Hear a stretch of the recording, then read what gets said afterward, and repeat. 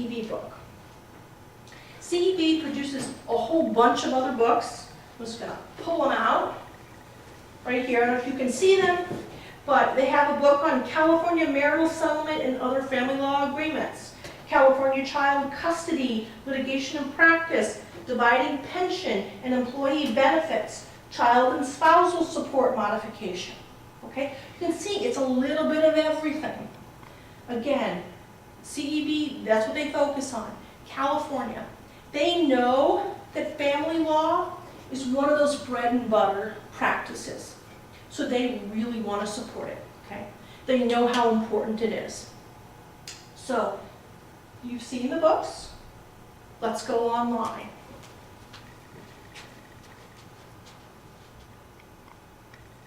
Okay, I'm going to show you West first.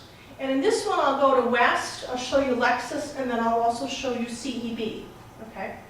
So when you come to West, you obviously want to go to State Materials and California. Once you come here, you can scroll down here to these secondary sources. If you click on all California secondary sources, this is where you see all your options. I'm going to go to all texts and treatises, and this lists them, okay? What I want here is I'm going to go into this Rudder group, because I didn't have a print version, but I wanted to show it to you. Here is family law. You can see by looking at the table of contents, it goes down the entire list. Everything from commencing the proceedings, okay, to the response, to the orders, to support, to custody and visitation, to marital property, to trial prep, a little bit of everything, okay? Just one word of warning about the West books is generally the Rudder group books assume that you know a little bit about your topic, okay? They are very specific as to what they tell you, but they don't do a lot of explanation. Okay. This happens to be the table of contents. Rudder has kind of a weird citation system in that they have a, like this is chapter 8:46. It's just kind of a weird citation. But if you click on any one of these links, you'll automatically be taken down to the text. Okay. Here you can see about Social Security, disability benefits, all of that. Okay. One thing to remember too, just like in the code sections and just like in the cases, when you are in the book like this, if you looked up this section in the book, it's going to be exactly the same. Okay? The only thing that will be different is on these cases that you find, you'll be able to click and link directly into them. Okay? With this, however, don't assume that because it's electronic, it's automatically updated first. Sometimes it is, sometimes it isn't. That's just a question. But you've got the exact text of what's in the book, and then up in the very top, you can see that it reads California Practice Guide, Family Law, Chapter 8, Marital Property. That's your guide to make sure you know where you are. With online resources, you can click around and easily get lost and go into something else and be totally moved around and not know where you are. However, if you ever have a question, it's always right up in the top. Okay? So I just wanted to show you that. But the Rudder Family Guide is really heavily used. It's a wonderful source. Okay? I'm going to go back. I want to show you one more thing. This is the California Family Law Report by West. Again, it's another just secondary source, okay? And practice guide. So again, here's one, it just gives you hints and tips. All right? So that's West. Now, let's go to Lexis really quickly.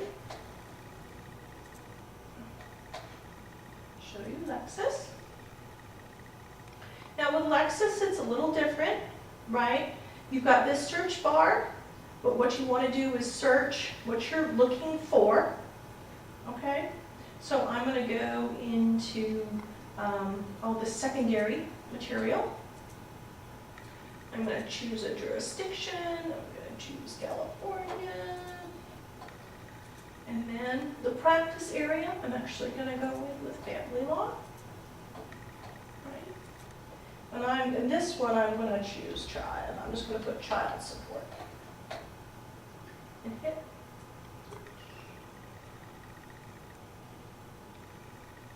Okay.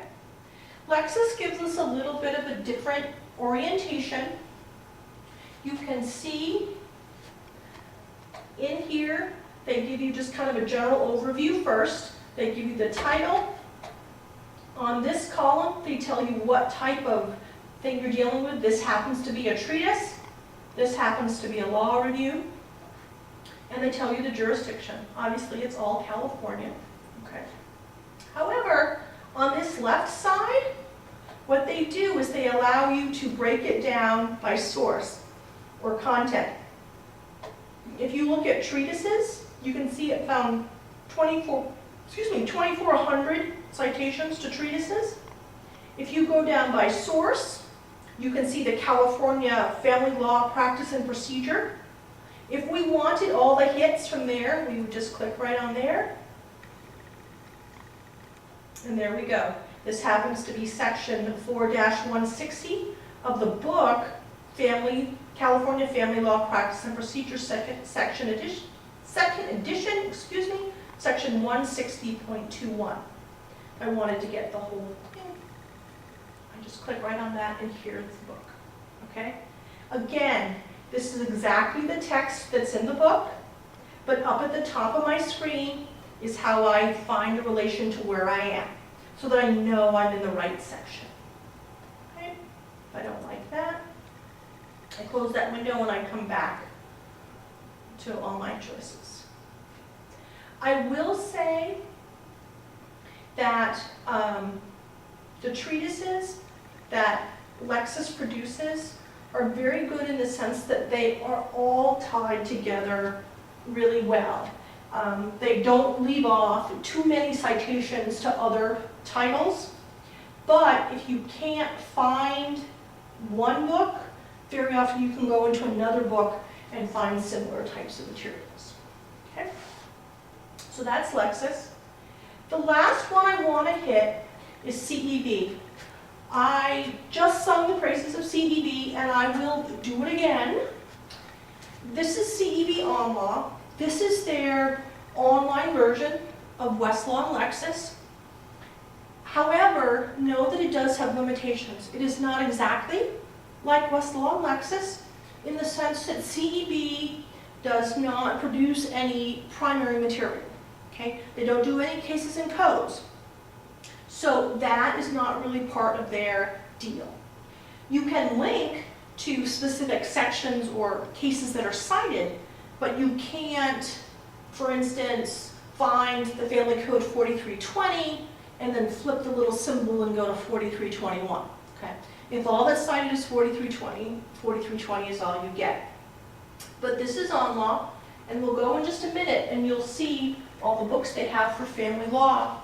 But I just wanted to say, because CEB is a state bar produced source, when you pass the bar, your first year as an attorney, you get OnLaw for free. All you have to do is ask me and I can hook you up with the right person, or call the state bar. You get OnLaw for free for the first year. Please don't forget that. I wanted to push that because I'm on a lot of state bar committees and we'd like to promote that. All right? So I'm just going to go right in here to family law. And these are all the books. Come on. Okay. So here's California Child and Spousal Support, that establishing, modifying, and enforcing. California Child Custody Litigation. California Domestic Partnerships, Juvenile Dependency, Marital Settlement, Dividing Pensions, Family Law Financial Discovery, Practice under the Family Code, okay? This is Cases and Legislation Highlights, and then here's that book. So if you were to go into any one of these books, we'll just choose the practice. You can see here's the table of contents, right? So if I were to go into child custody, here's all my sections, all right? So initial custody determination, boom, here it pops up. You can see, here's the family code sections that are cited. I can easily click on here, and up comes that family code section, okay? So this is CEB. Just know that it is not as sophisticated as Westlaw or Lexis. I don't even know that it necessarily intends to be more sophisticated, but it's great because it's usually a more cost-effective and cheaper alternative, but the information that it provides is just as good and oftentimes even better than West or Lexis, because it really is California attorneys giving you all their hints and tips, all right? Now, before we move on, what I'll say is one thing.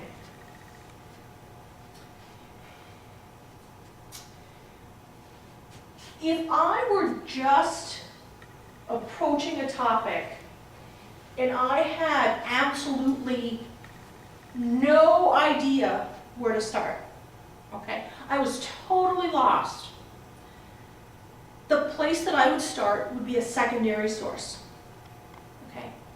That's where I would go. Secondary sources have all these wonderful things like indexes, tables of contents, things that lead me through the books, okay? They explain things. They give me the bigger picture. They tell me that one case that's the seminal case of modifying child custody or something like that. They lay the groundwork for me. I can then go on from there. I can find it easily, I can find it quickly, and use my time efficiently. If I knew a lot about a topic, say I was a pension specialist, okay? In my case, I have a pension, my husband has a pension, I have CalPERS pension and my 401k. My husband has his motion picture pension and his 401k, and then we set up beneficiaries of pension with our kids and all this kind of stuff, okay? Say I was a pension expert and someone like me walked in the door, I know a lot about that topic, okay? I could probably write the secondary source on that topic. I am not necessarily going to start with a secondary source. That's when I can dig right in, I can go for those cases because I know the seminal case. I know the language that is used, okay? That is using my time effectively. They have a saying, and it is very true. The more you know, the better a computer is. The less you know, the better a book is. And that is really true, no matter which one you are more comfortable on. And it's true for a variety of reasons, okay? But that's the general thing. If you don't know much about it, go to a book and try a secondary source. There's nothing wrong with that. Gives you a good foundation, lays the groundwork, and you're good to go from there. If you're really comfortable with a topic, then hit online. Hit those cases, hit those codes. Because once you really understand what you're looking at, the little reminders of where you are and all those annotations, they don't become overwhelming for you, okay? Just a little bit. All right, so we've done primary material. We've done secondary material. Now I want to do a little bit of those extra resources. And I want to talk about those real quick. So, oops, go here. Okay. My extra resources, the free websites. Family Law, hello. law, and I'm sure you realize this already, there are a lot of attorneys doing family law cases, right? But there are also a lot of people doing their own divorces and their own custody issues and their own modification. Because of that, all those pro pers flooding the courts have responded and given those pro pers, or pro se patrons, I don't know what you would call them, but we call them pro pers, they've given them information. Okay. You as an attorney can also use that information. There's no reason why you can't use that information. Okay. I want to point out some of those things that will help you.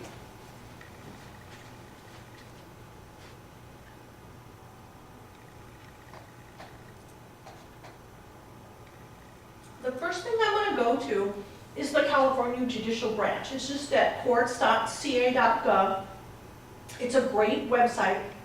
The couple of things that you can find on here that will specifically help you. The first one are these forms and rules. Okay? Forms and rules, if you go to Browse All Forms, this will take you to the Judicial Council forms. You guys should be very comfortable with Judicial Council forms. You can go in by subject. So in your case, you might choose family law, all these different types. You can go in by name or by number. I tend to usually go in by number. If you go in by number, you can see them all here, right? So we'll go down to family. I always go in by number because I feel like if I can see where family law titles are in context with everything else, it gives me a leg up.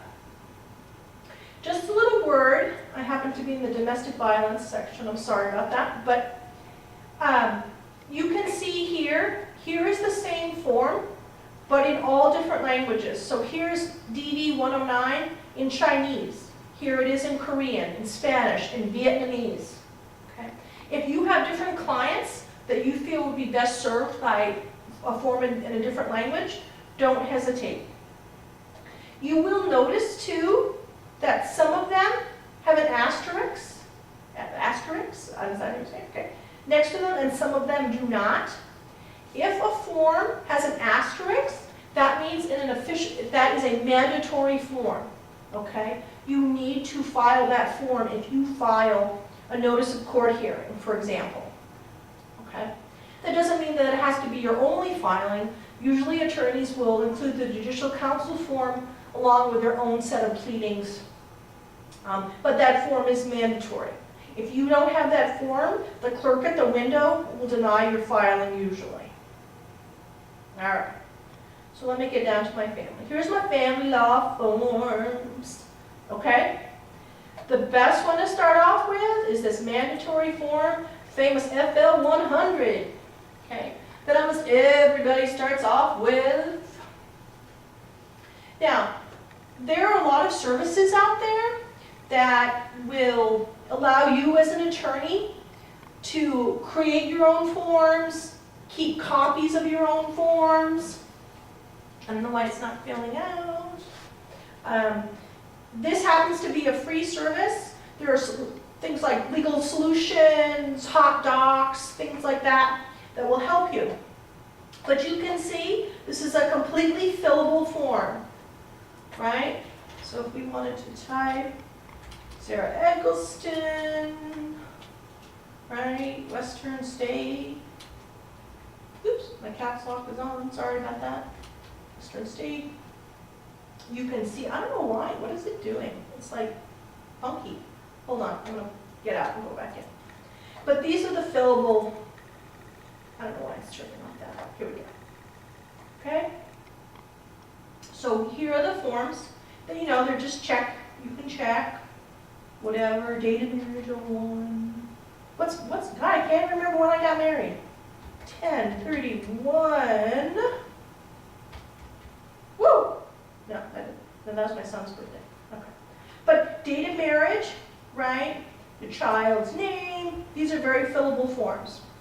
All right? Unfortunately, these can't be saved, filled out in this form, but they can be printed. All right. The one nice thing about coming to the court's website for Judicial Council forms is that you always find the most current copy.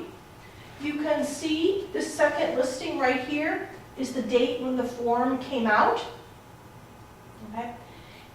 Technically, all judges are supposed to require the most current edition of a form. However, you will often find judges that don't like the new forms, so they'll ask for older forms.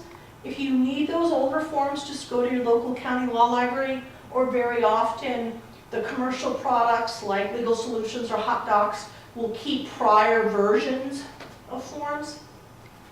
But this is where you'll find all the Judicial Council forms. All right? You will also, and I'm going to go to self-help, right? So where is it? Families and Children. Here are nice, quick introductions to a lot of different topics, right? So here's child support.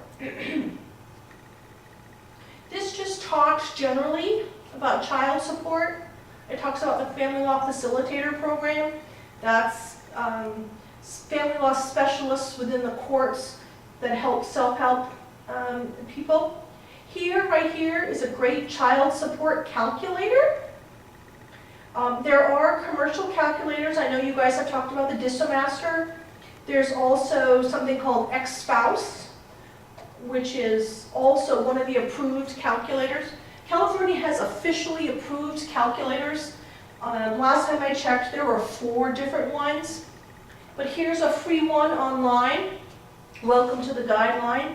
You just go step by step. So you put in your number of children. I happen to have 5. You start and you go through, right? You just fill in, okay? You can see this is a little more, it's just a different, it's the same as the DissoMaster. I don't know if you guys have practiced on the DissoMaster or Ex-Spouse. We have Ex-Spouse here at school. In the library, it's on 2 computers. And it produces forms and reports and all that kind of stuff. So again, here's a free calculator online there. All right. So this California Court's Judicial Branch is great. Okay, a lot of good, helpful advice. Here are sample forms, right? Forms to ask for child support order once your case has begun, right? Again, just keep going with all those forms. The second court website that I wanted to bring your attention to, this happens to be the County of Riverside page. I used to be the county law librarian in Riverside. I got to know the court people really well, specifically the family court people really well. What I wanted to point out here is that because family law has so many pro pers, so many people doing their own thing, counties like Riverside, Los Angeles, Orange County have a lot of workshops for people. And I'm going to show you the workshops in Riverside. Here's a calendar, a sample calendar, okay? So, for example, this happens to be April, right here somewhere, right? But here, there's a class on how to file a petition and response, okay? The petition and response class, where is it? I saw it right here. Yeah, divorce petition and response, okay? It talks about completing all the paperwork, the procedures, in-depth review of the entire process. It's 3 hours long. If you are a newer attorney and have no clue as to how it all goes, you go to a class like this. Yeah, there'll be a lot of people doing their own thing, but something like this is super helpful. I happen to know the lady that teaches this class. She's a California lawyer. She was a family law attorney for 15 years, decided she wanted to work for the courts. Now all she does is give classes. step-by-step hands-on classes. Okay? Things like this can be really helpful to you. I just don't want you to miss it. Okay? So, that happens to that. Right? So, free websites, like the court's website, those types of things, please don't overlook them. One more thing that I wanted to show you, and that's the daily journal. I don't know how many of you are familiar with the daily journal. In California, especially in Southern California, the daily journal is the local legal newspaper. All right? It comes out every day. I'm going to show you the online version, but there is a print version in the library. Oops. Comes out every day. What the Daily Journal does is it's a legal newspaper, and that's, but it talks about a variety of topics. It keeps you updated on what's new, what's happening, all that kind of stuff. I know. Stop it. Right? So you can see, this happens to be an article on litigation. This one is on IP, right? This is what's going on in the U.S. Supreme Court. Nice thing here, a judicial profile. When you go to court, you always want to know who your judge is. You want to know what he likes, what he doesn't like, what kind of cases he's heard before. Unfortunately, I hate to say it, but family law is often the first place new judges get placed. New judges who have never been a family law attorney before. They're a criminal prosecutor, but they become a judge. They need help in family law. Guess what? They get put in there. Judicial profiles published by the Daily Journal will really help you. Okay? So this is great because it keeps you updated on what's going on. I did want to show you something else. They have a section called rulings. In print, it comes out every day in something called the DAR, or the Daily Appellate Report. Okay? It's those new published cases that come out. Okay. I always like this. You can see here's one that came out, family law, marriage of Haw. Okay? California court loses authority to reduce child support payments because parents and child lived in other state when father sought reduction. That happens a lot. That might be important to you. Okay? What happens if you're defending the mother, right? And she's fighting, and she lives in Nevada, but the father lives in California, and you're on the mother's side, you can say, hey, California just decided our case for us. It's important. So not only do these new cases keep you current on what's going on, they may impact the current cases you have. Another thing that when I was in the firm I always had to do with these new cases is when the firm wanted to put out a newsletter to show that they were on the leading edge, the cusp of what's going on in their field, I always went to the DAR.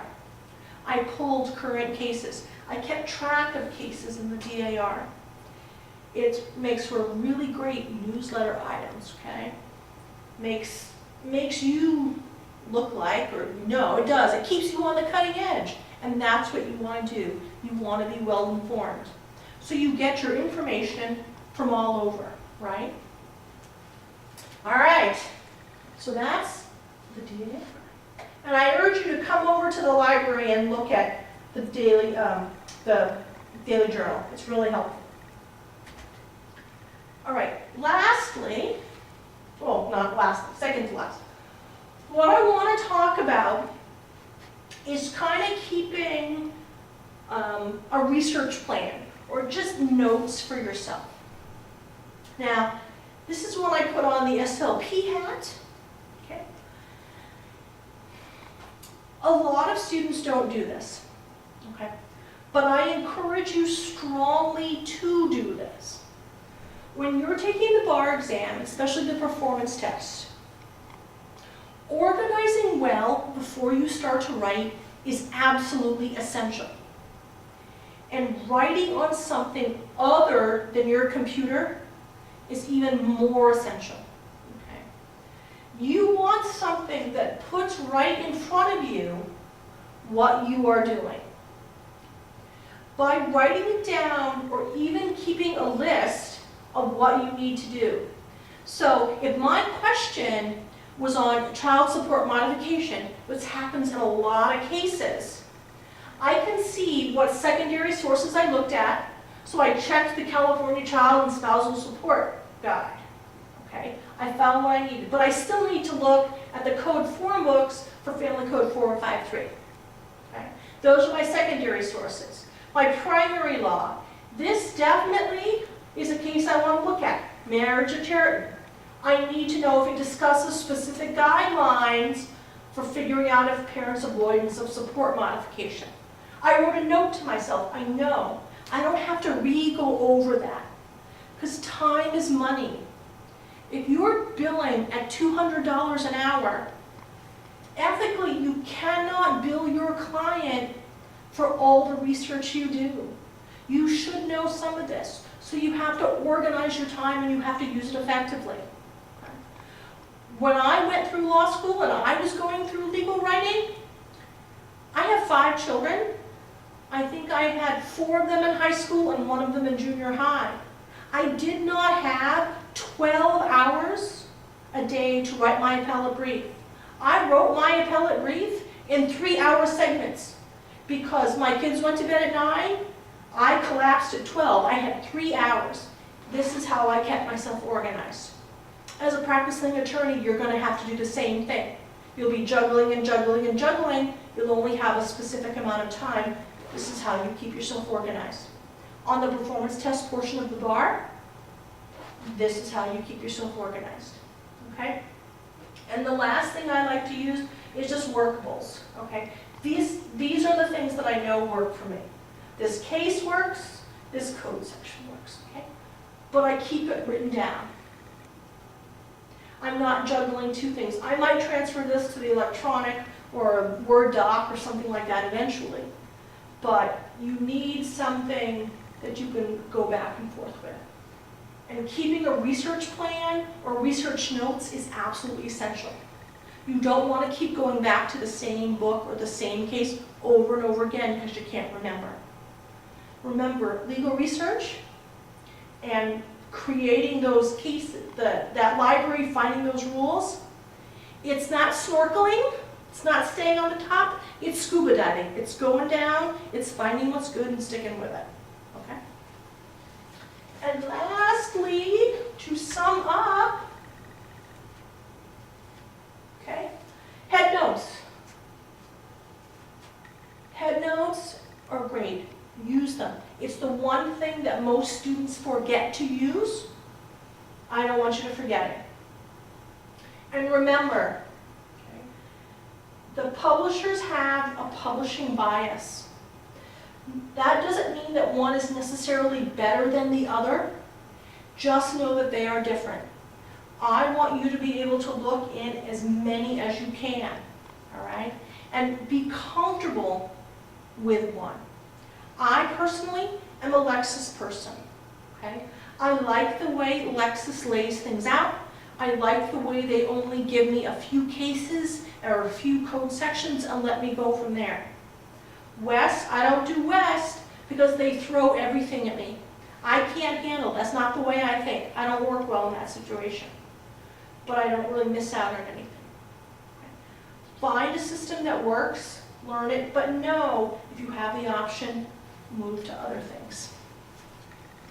And I'm going to finish up with, remember, the more I know, the better a computer is, the less I know, the better a book is. Okay? But regardless,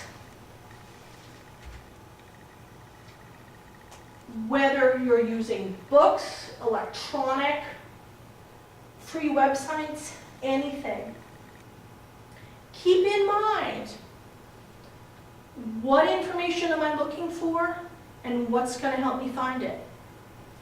If I know a specific case I'm looking for, I'm going to go to those electronic resources because I know that I can type in a site and it's going to come out. If I am a divorce lawyer and someone came and asked me a question about quadros and I had no idea what a quadro was, the first place I'm going to go is that practice under the family code. I'm going to look up a quick definition of quadro just to get my bearings, okay? Because that's all I want. Then I'll go to the case law, right? If I have a client that comes into my office and wants me to help them do their divorce, but I'm swamped, and I say, hey, I know you don't have that much money. Let's work out a system where you do part of it and I do part of it. Guess what? You know what? It would really help me if you find the paperwork that you need to do, those judicial council forms, and start to fill them out for me. Hey, I know that on Monday night is a great free of charge petition and response class. Why don't you go to that, get some help on how to do that, and then come back to me, we'll look it over and we'll go from there, right? That's figuring out what information you need and going to the right source. Okay? If when you need something and absolutely nothing comes to mind, that's when you come to the librarian. That's when you go to your legal writing professor. That's when you go to your senior partner. That's when you go and ask for help. Okay? All right, so we've done a lot. We've actually looked over primary material. We've done some secondary material. We've gone online. We've done tips. We've done research plan. We've done free websites. We've done a lot. As you can see, there's a lot of family law material out there. Use it, okay? Thank you so much. If you have any questions, please don't hesitate, like I said, to come see me. I'm here all the time. I live here, but I have a good time, and so should you, all right? Thanks again, and I will see you soon.